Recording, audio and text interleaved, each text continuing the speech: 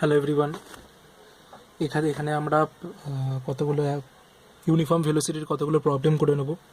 ঠিক আছে, তো দেখো আমাদের ফার্স্ট প্রবলেম আছে a particle travels first half of the total distance with constant speed v1 and second half with the constant speed v2, find the average speed. ঠিক আছে, তো আমাদের অ্যাভারেজ স্পিড বের করতে হবে। ফার্স্ট হাফটা v1 কনস্ট্যান্ট স্পিডে গেছে, কনস্ট্যান্ট স্পিড মানে অ্যাক্সেলারেশন নেই, মানে ইউনিফর্ম মোশন। আর সেকেন্ড হাফটা একটা কনস্ট্যান্ট স্পিড v2তে গেছে, কনস্ট্যান্ট স্পিড মানে অ্যাক্সেলারেশন নেই, মানে ইউনিফর্ম মোশন।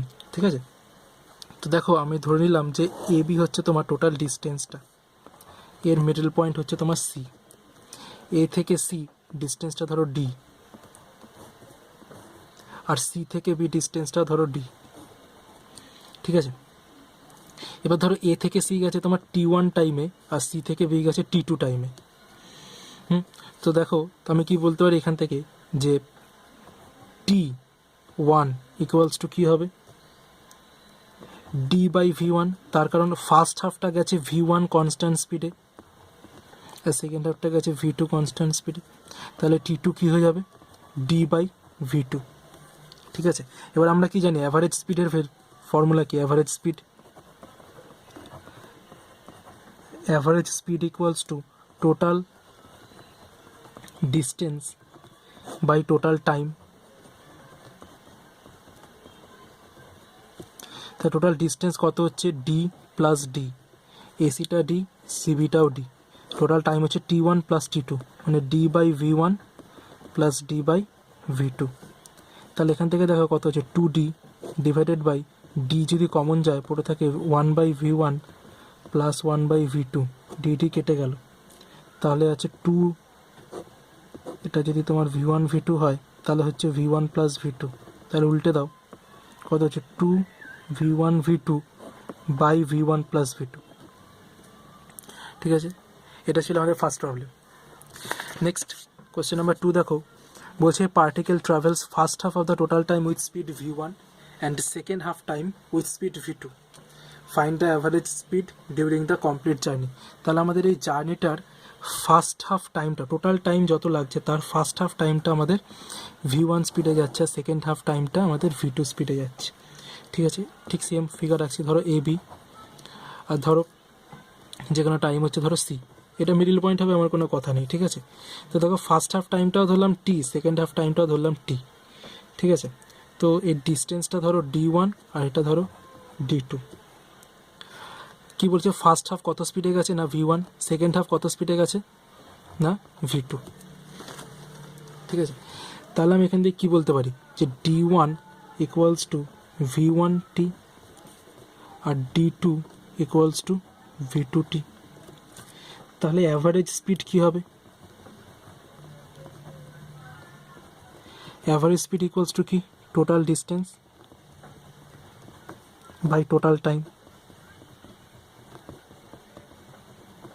তাহলে টোটাল ডিস্টেন্স কী হচ্ছে, d1 প্লাস d2, মানে v1t plus v2t divided by total টাইমটা কি, t প্লাস t মানে 2t, তাই তো। তাহলে আমি ওপর থেকে t কমন নিয়ে নিতে পারি, পড়ে থাকে কত, v1 plus v2 by 2t, tt কেটে গেল, তাহলে কত হচ্ছে v1 প্লাস v2 বাই 2। তাহলে দেখো ফার্স্টের কেসে কী ছিল, ফার্স্টের কেসে আমাদের ডিস্টেন্সটা সেম ছিল, দুটো হাফ, আমরা ডিস্টেন্স ইকুয়াল ডিস্টেন্স কিন্তু ডিফারেন্ট ভেলোসিটি নিয়ে গেলে অ্যাভারেজ স্পিড হবে এটা 2v1 v2 by v1 plus v2, কিন্তু সেম টাইমে ডিফারেন্ট স্পিড নিয়ে যদি যায়, এখানে দেখো টাইমটা সেম আছে, আগেরটা ডিস্টেন্স সেম ছিল, এবারটা টাইমটা সেম আছে, যদি টাইম সেম থাকে তাহলে হবে v1 প্লাস v2 বাই 2, পাতি অ্যাভারেজের ফর্মুলা। ঠিক আছে, এবার হচ্ছে আমাদের কোশ্চেন নাম্বার 3, এই দুটোকে অ্যাপ্লাই করে আমরা কোশ্চেন নাম্বার 3টা করবো। দেখো কোশ্চেন নাম্বার 3টা আগে দেখে নাও, দেখে পড়ো, পড়ে আগে নিজে ট্রাই করো, না পারলে তখন দেখে নেবে কী করে করছি। ঠিক আছে, তো দেখো কোশ্চেন নাম্বার 3 কী বলছে, a particle travels first half of the total distance with speed v1, first হাফটা v1 স্পিডে যাচ্ছে, in the second half distance constant speed in 1/3 time v2, second হাফের 1/3 টাইমটা v2 কনস্ট্যান্ট স্পিডে যাচ্ছে, অ্যান্ড ইন রিমেইনিং, এবং বাকি যে পথটা, বাকি যে টাইমটা পড়ে আছে সেটা মানে 2/3 টাইমটা কনস্ট্যান্ট স্পিড v3তে যাচ্ছে, তাহলে অ্যাভারেজ স্পিড কত, বুঝতে পারলাম। তাহলে দেখো আমাদের ধরে নিতে হবে টোটাল ডিস্টেন্সটা এখানে এ বি। তাহলে এই ডিস্টেন্সটার বলছে কি a particle travel first half of the total distance with speed v1। এটার ফার্স্ট হাফটা ধরো এটা হচ্ছে হাফ, ঠিক আছে। তাহলে ফার্স্ট হাফটা মানে কি এটা ডি, এটাও ডি, বুঝতে পারলাম। তাহলে এই যে ফার্স্ট হাফ এসি আর সিবির ফার্স্ট হাফটা বলছে যাচ্ছে উইথ স্পিড v1। সেকেন্ড হাফের টোটাল যতটা টাইম লাগছে তার 1/3 মানে t/3 টাইমটা যাচ্ছে v2 স্পিড নিয়ে, আর বাকি রিমেইনিং 2t/3 টাইম যাচ্ছে v3 স্পিড নিয়ে, ঠিক আছে। তো এবার আমাদের বের করতে হবে অ্যাভারেজ স্পিড, ঠিক আছে। তো দেখো এখানে আমি কি বলতে পারি, সিডি প্লাস ডিবি করলে তুমি কি পাবে, ডি ডিস্টেন্সটা পেয়ে যাবে, তাই তো। এবার সিডি মানে কি বলো তো, v2 স্পিড নিয়ে t/3 টাইম গেছে, তাহলে কি হয়ে যাবে v2 ইন্টু t/3। ডিবিটা কি হবে v3 into 2t/3 equals to D, ঠিক আছে। তাহলে আমি এখানে যদি টি কমন নিই পড়ে থাকে কত v2/3 plus 2v3/3 equals to D. তাহলে টি ইকুয়ালস টু কী হয়ে যাচ্ছে 3d divided by v2 plus 2v3, এটা বেরিয়ে গেল, ঠিক আছে। এবার এই এসি যেতে কতটা টাইম লাগছে, তাহলে দেখো টি এসি কত হবে d/v1।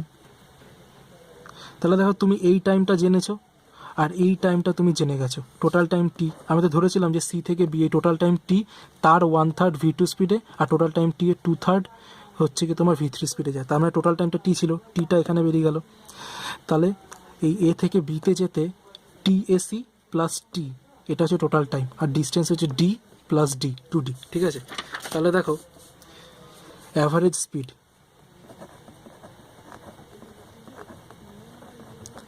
স্পিড কী হয়ে যাবে D plus D whole divided by T AC plus t/3 plus 2t/3, তাই তো।